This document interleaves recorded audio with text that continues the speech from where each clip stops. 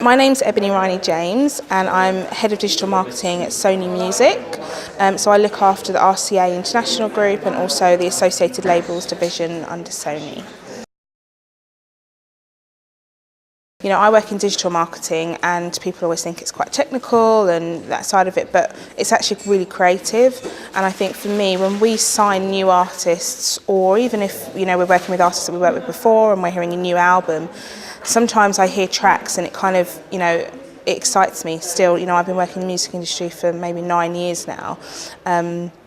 You know, and definitely there are tracks, there are albums, there are artists that you meet and you just get really excited by it and you kind of want to get going and, you know, yeah, most definitely.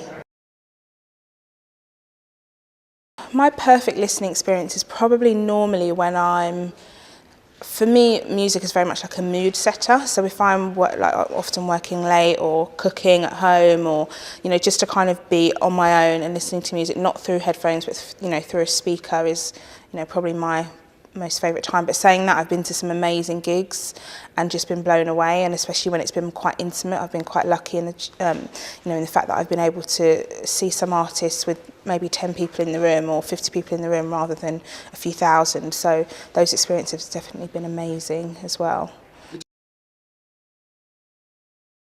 I love to be in the crowd because I think the vibe of being in an audience with people is actually amazing, and I think, you know, we should never lose sight of who the audience is for artists. And I think a lot of the times we might be working something and, you know, we might be working it for a year before, you know, it's, you know, the artist is selling out shows, and that could be really small venues or it could be huge shows.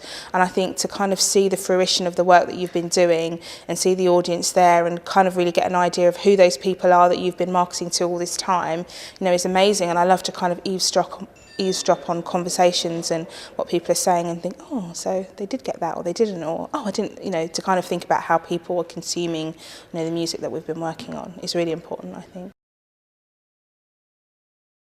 What's really exciting, you know, in recent years is that because of the sort of evolving of social media, fans are a lot closer to artists, and, you know, with things like whether it's an Instagram or Twitter, or, you know, they definitely are getting almost like a front row seat, and everything that you see that goes up, obviously it's all you know, it's what people are allowing you to see, whether it's an artist or someone else.